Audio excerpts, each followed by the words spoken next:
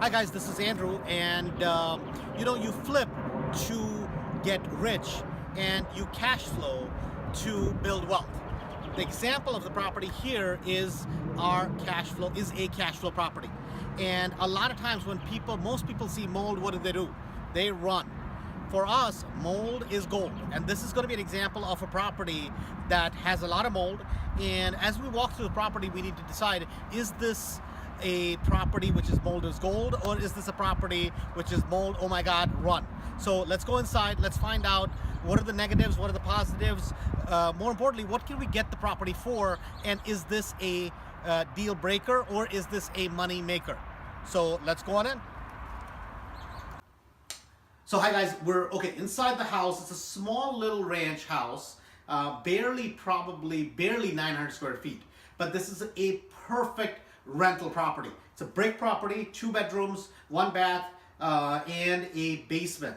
So clearly there was a lot of water. We're going to go in the basement here in a few minutes, but I want to kind of show you some of the important things. Now obviously all this stuff, if you notice, there's mold everywhere, and all of it needs to be redone. So this is really not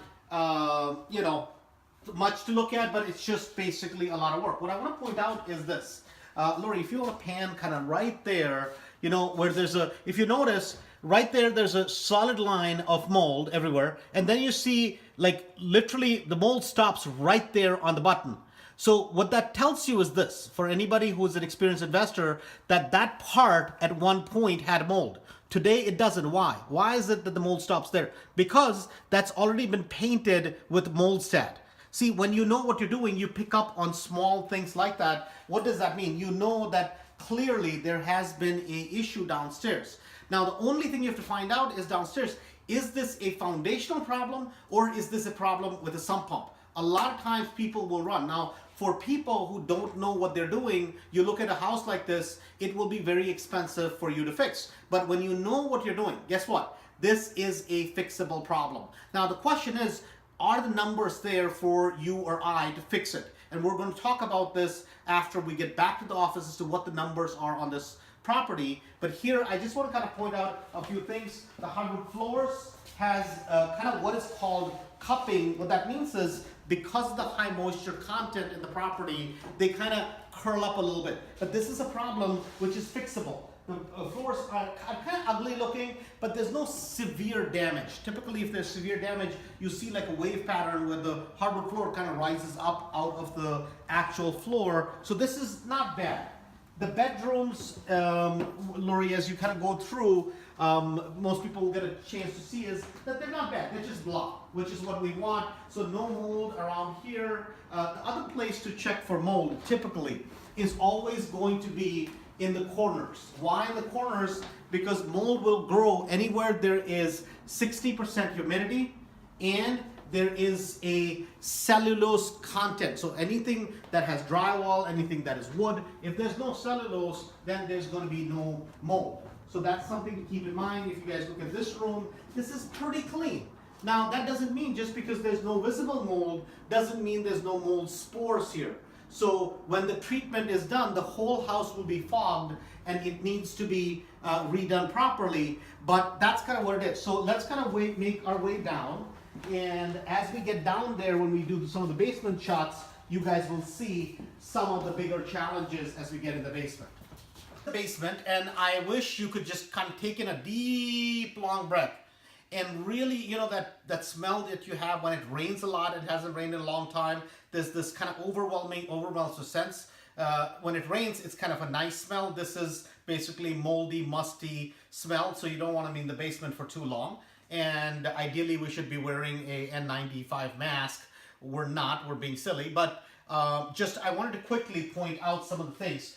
Typically, you'll see signs of mold. Obviously here, there's mold kind of all over here. So this is something important to look at. Lori, if you kind of take a shot here, a lot of times, if you notice this is typically, people say, well, this is black mold, this is other mold, this is other mold. Which one is more dangerous, not dangerous?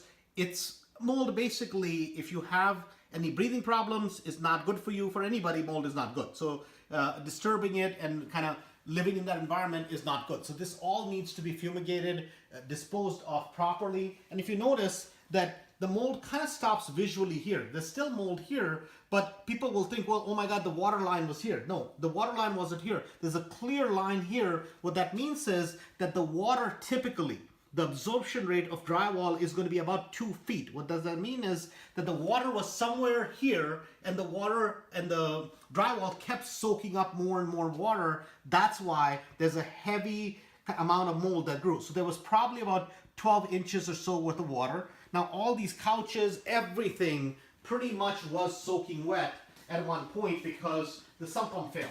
So that's because we think the sump pump failed. So that's important to find out. And if you're in a house like this, right, how do you know, is this a problem you should fix, or is there a bigger problem? Is there a foundation problem?